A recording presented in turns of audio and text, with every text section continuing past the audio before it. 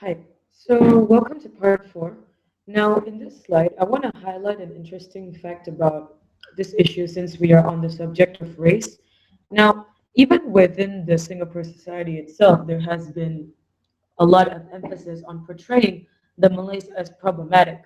Now, online, you can look for these kinds of terms, and generally people view them as tending to keep to themselves, even though they are described as nice and friendly. Now, however, they are also considered lazy, or like in English terms, lepa, and do not want to keep up with Singapore's progress as a result. Now, there is solid data on this. One of my professors actually researched about this in the Malay Studies department. Now, the reason why the PAP considers them as a problem is because many do not actually go to higher education, like a university, and instead get married early. Now, this may be good for the overall Singapore growth rate, but it makes them more vulnerable in terms of their finances. Now, as they didn't plan ahead with their life, they may not be able to sustain themselves. Afterwards, they seek financial assistance from the government. This is the reason why they are framed as a problem.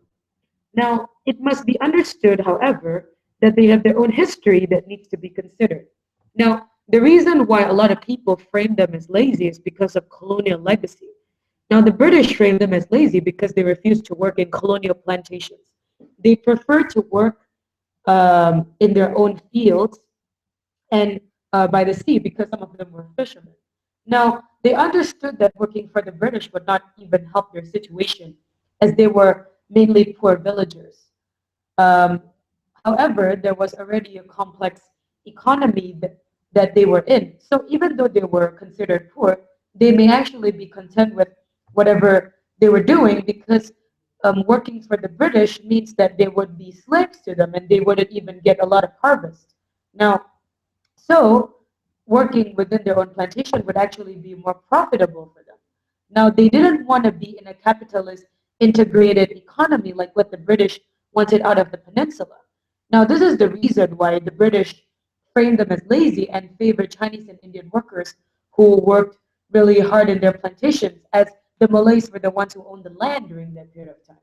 Now, since they were the masters of, they were the natives of the land, or Bumiputra. Now, the legacy actually stayed on until today because of how ingrained that mentality is. Now, the PAP government is English educated and emphasizes on hard work and meritocracy. As the Malays have been regarded as a problem, it becomes a self-fulfilling prophecy. They're not willing to forgo their way of life as they're already adapting to the changes that capitalism and modernity brought to them because they had very different lives before it came to their lives. They were in their villages. And this probably goes the same way to China and India, but it's just that because they were immigrants and it's a bit different in their case because they have to adapt more quickly to the changes as they're not in their native country anymore. Now, the others definitely, in this case, don't really care about what the Malays had to go through, and they didn't really look at what history had to say about it. For example, the Malays are described to have the highest divorce rates among the three major races in Singapore. However, historically speaking, this is much lower than before capitalism actually came, and people were still the peasants because there used to be arranged marriages, which ended up, in early divorce.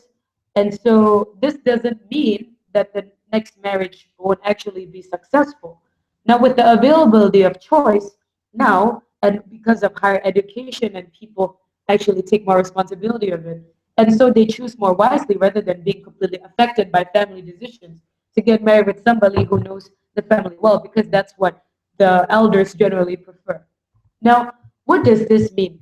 If the government refuses to acknowledge the Malays' history and culture, they keep on continuing the false legacy that they are quote unquote lazy. This means that the government itself is not necessarily encouraging integration, even though this may not be very visible because they want society to be very, they want the Singapore society to be very harmonious, and therefore the framing as a problem is mainly like a governmental issue rather than something that they explicitly tell the public. Now, their purpose of correcting the Malays, according to a report, by the community leaders. Um, so it's a community leaders report. It will actually backfire because they won't feel appreciated and regarded as being Singaporean in that sense. Because correction means that something is wrong, but something is wrong doesn't mean that it's necessarily wrong in a in another sense, because they always look at it in terms of like finances, when it's not obviously wrong morally to ask for financial assistance when there is really no money in the house. So it's a bit biased in that sense. Now, we have been talking a lot about this issue, and whatever I just told you about the historical legacy behind the idea that the Malays are lazier is something that you can consider when you're looking at what kind of policies does Singapore actually have. The creation of, let's say, like Sinda or Mendaki. What does it actually mean? Why do we need this kind of things? Why does it need to be racialized? Why can't it be just one chunk of being Singaporean? Or is it just an excuse to racialize the issue, or are they really concerned about specific races and their needs that are very different from, like, let's say, the Chinese, right? So it seems that the scope is very narrow if we're only talking about race. Now, we have to cover as many aspects because in GP, the question tends to be a bit general. And so analysis and very, very specific examples are very important. Now, we are going to talk about other aspects of being inclusive. Now, this goes the same way with other questions. If the question in GP talks about poverty, what is needed is a comprehensive way of looking at it. Is it relative or absolute? Because there is no such thing as a universal poverty line, and Singapore doesn't even have one because it claims that it's not very healthy to the economy. And even then, in Singapore, poverty probably doesn't mean poverty in another country because it's it means that the person is unable to eat and they probably only earn a few cents every day, which possibly doesn't really happen in Singapore. Poverty does happen, does occur, but it's a matter of looking at it and what kind of whitewashing are we looking at because the government wants to keep up with this image in the international world. Now, like let's say also the question talks about digital media. It doesn't only entail social media and websites that can replace newspapers, but also applications such as Tinder or like a dating app that probably you guys already know, or even Grab Taxi, which are commonly used because finding a taxi in Singapore, especially during peak hours, can be terribly, terribly difficult. Now, the economy, this phrasing is going to be very common in GP and A-level questions. Now, it's interesting because there are a lot of things that I can tell you about it, and but again, you have to look at it in terms of domestic and international. You can't just look at it in terms of the Singapore economy, looking at the domestic one. And even internationally speaking, there are a lot of bilateral agreements, regional agreements, and also international ones. So, what kind of things are you talking about? And is there any agenda behind these economic collaborations? Now, I've gained some insights on politics and economy, and definitely I can talk to you about this, but we're going to talk probably a bit more about it if, let's say, you sign up for the GP Crash course, or because it talks about like neoliberalism and some other theories, so I'm not going to go through that so much now. I'm going to go back directly to the question. Now, when we look at inclusive, it doesn't only refer to differences in nationalities, race, language, or religion, but also physical capabilities. Now, I have included the picture here on this slide 15 here, where community volunteers help to create a more inclusive Singapore for the wheelchair-bound patients. Now, this is a typical event in Singapore. However, it is really effective in fostering better understanding between us and the less fortunate. Well, not necessarily, because like to me especially, it depends on how long lasting and how sustainable the program is. But then again, we can assess it like from a slightly more positive point of view where these things are necessary, because if not for these events, then people probably won't even care so much about it. So let's look into some of the things that we're going to be discussing about, especially with regards to the idea that there is always marginalization in society, because people are always scared of, or even they're insecure enough to actually think that other people are worse off than them, because they don't think that they themselves are worthy. And as a result, a lot of people with physical and mental disorders, in that sense, they tend to get pretty much misunderstood. But then again, there are already a lot of there is a lot of effort that is being put into this, and definitely a lot of government resources as well.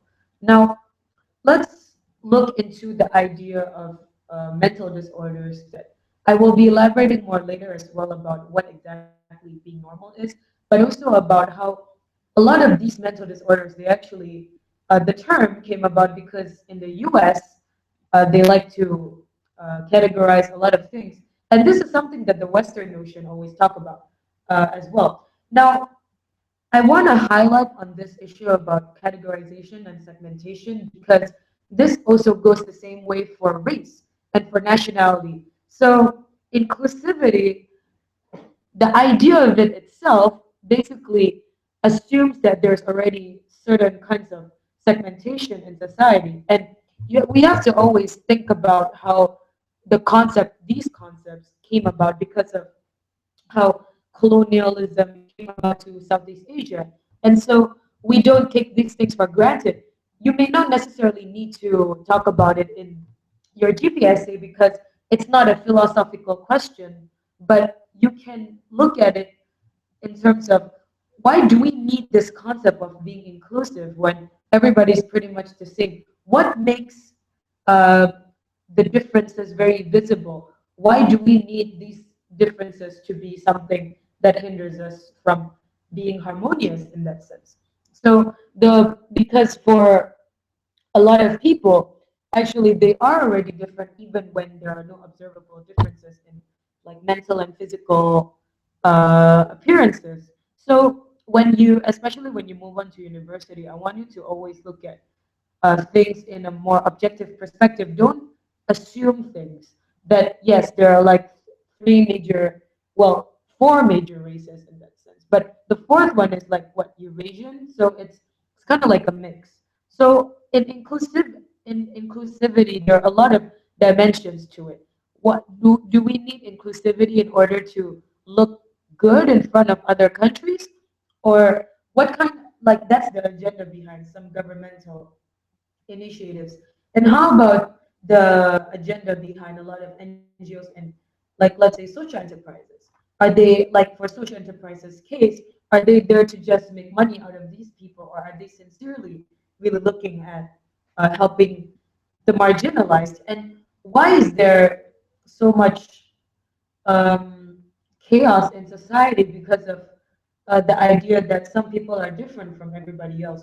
Why does stigma have to exist? So when we look deeper into it, and you can collect data on how people even perceive the mentally or the physically disabled, when you look at these kinds of fears, you can definitely see how, whether Singapore has become more inclusive, or whether there are really some legacies that happened before, which I'm going to elaborate on later, uh, which is the reason why a lot of people are becoming are autistic, or let's say they have schizophrenia. So always look deeper into things, and this is probably the reason where you also get an A for GP, where the data is raw and there are some measure that you can take, but also look into it in a more humanistic point of view, because this is a social question. So of course you need to look at trends and see how this thing goes, and whether stigma has been alleviated, for the counter argument. Now, okay, so let's start with the second.